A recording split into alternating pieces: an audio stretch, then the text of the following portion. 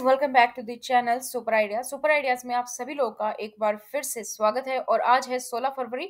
उत्तराखंड के खास खबरों पर नजर डालते हैं।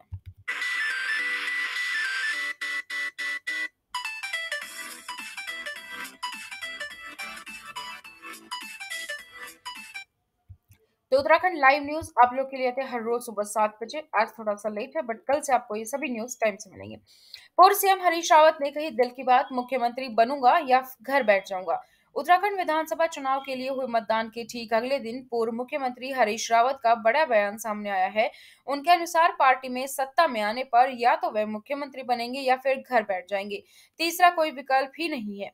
हरीश के अनुसार वे अपनी सोच के अनुसार नया उत्तराखंड बनाना चाहते हैं, इसलिए वे किसी भी बात पर समझौता नहीं कर सकते हैं।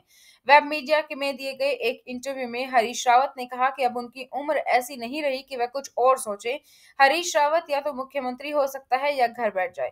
इन दोनों के अलावा तीसरा कोई विकल्प नहीं है। बकौल हरीश रावत वे अपनी सोच के अनुसार नया उत्तराखंड बनाना चाहते हैं। हालांकि इसमें दूसरों की सोच को भी समाहित करेंगे, लेकिन कहीं ना कहीं जो प्रभाव रहेगा वह उनकी सोच ही होगी।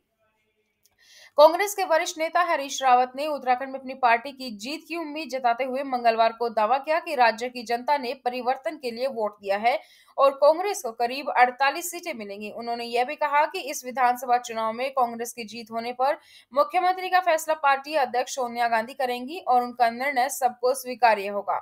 उत्तराखंड विधानसभा की सभी 70 सीटों के लिए सोमवार को मतदान हुआ, जिसकी मतगणना 10 मार्च को होगी।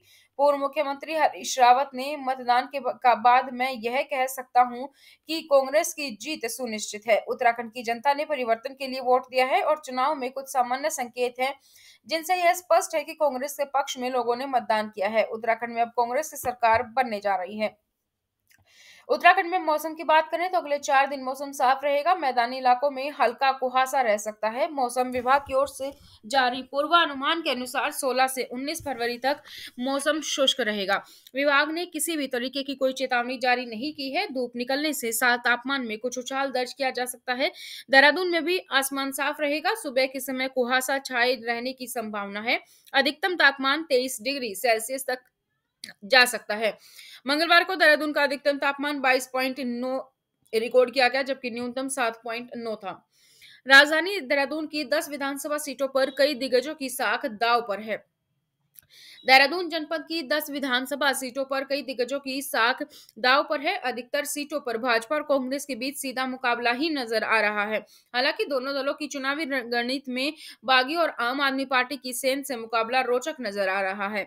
जिलों की 10 विधानसभा सीटों पर 117 उम्मीदवार की किस्मत ईवीएम में कैद हो गई है। 117 में से 10 कामयाब चेहरे कौन होंगे, इसका पता 10 मार्च को चलेगा। इससे ज्यादा प्रत्याशी धर्मपुर सीट से किस्मत आजमा रहे हैं और 19 प्रत्याशी मैदान में, जबकि दूसरे नंबर पर रायपुर विधानसभा से 15 प्रत्याशी अपनी किस्मत आजमा रहे हैं।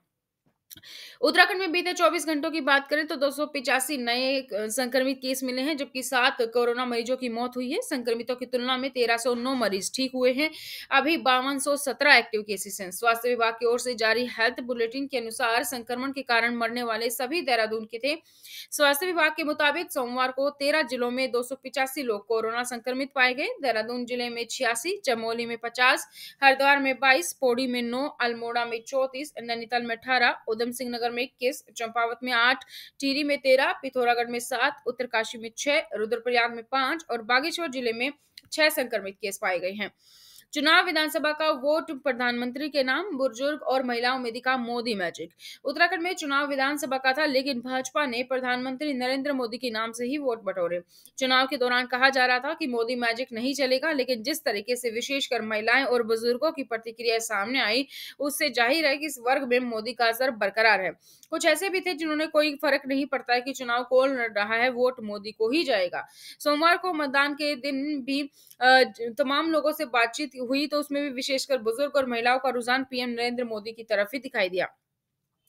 सियासी मैदान में 22 से ज्यादा दलों ने उम्मीदवार उतारे, लेकिन बूथों पर लोगों को गैर मौजूदगी।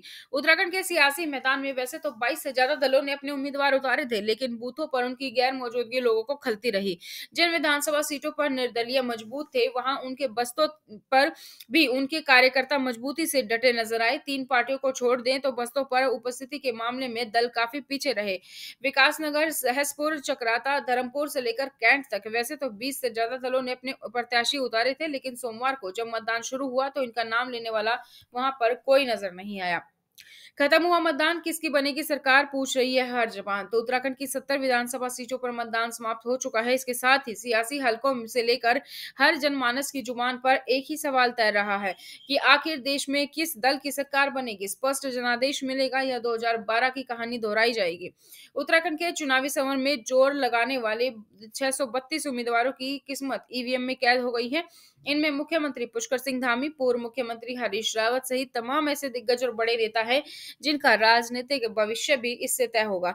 इस बार के चुनाव में पिछले चुनाव के मुकाबले कम प्रत्याशी मैदान में थे। सोमवार को मतदान संपन्न होने के बाद साथ ही सभी प्रत्याशियों का भविष्य भी ईवीएम में कैद हो गया। सत्ता में वापसी न हुई तो कांग्रेस के लिए बढ़ेंगी चुनौतियां। वर्तमान चुनाव ने उत्तराखंड के भविष्य की राजनीति की झलक भी दिखाई। खासकर कांग्रेस के लिए इस चुनाव के नतीजे काफी महत्वपूर्ण होने जा रहे हैं। हर विधानसभा चुनाव में सरकार बदलने का मिथक यदि इस बार भी कायम रहेगा तो कांग्रेस को कई नई ताकत मिलेगी। यदि वह मिथक टूटता है तो भविष्य में नई चुनौतियों का सामना कांग्रेस को करना पड़ेगा। जिस प्रकार आम आदमी पार्टी, बसपा और यूकेडी ने इस चुनाव में तेवर दिखाए हैं, उनसे साफ है कि अगला चुनाव तक तीसरी ताकत बनने का प्रयास कर रही ये दल सकारात्मक अंदाज अख्तियार करेंगे। चुनाव ड्यूटी कर रहे लौट रहे कार्मिकों की कार खाई में गिरी, पीठासीन अधिकारी की मौत। विधानसभा सीट श्रीनगर के 3 मतदान केंद्रों पर निर्वाचन ड्यूटी कर घर लौट रहे 4 कार्मिकों की कार अनियंत्रित होकर गहरी खाई में गिर गई। कार दुर्घटना में एक पीठासीन अधिकारी की मौके पर ही मौत हो गई, जबकि 2 द्वितीय मतदान अधिकारी व तृतीय मतदान अधिकारी गंभीर रूप से घायल हो गए। घायलों को जिला अस्पताल में प्राथमिक उपचार के बाद हायर सेंटर रेफर किया गया है। घटना के बाद से ही निर्वाचन व शिक्षा विभाग पौड़ी में शोक की लहर है। कोतवाल पौड़ी विनोद गोसाई ने बताया कि श्रीनगर विधानसभा के 3 मतदान केंद्रों के 4 निर्वाचन कार्मिकों ने मतदान प्रक्रिया संपन्न होने के बाद ईवीएम की गणना मतगणना स्थल पर ही जमा की। तो यह है दोस्तों उत्तराखंड से जुड़ी हुई कुछ खास खबर। इसी तरीके से हर रोज खबर पाने के लिए चैनल को सब्सक्राइब करें, बेल आइकन को प्रेस करें, वीडियो को लाइक और शेयर करना ना भूलें।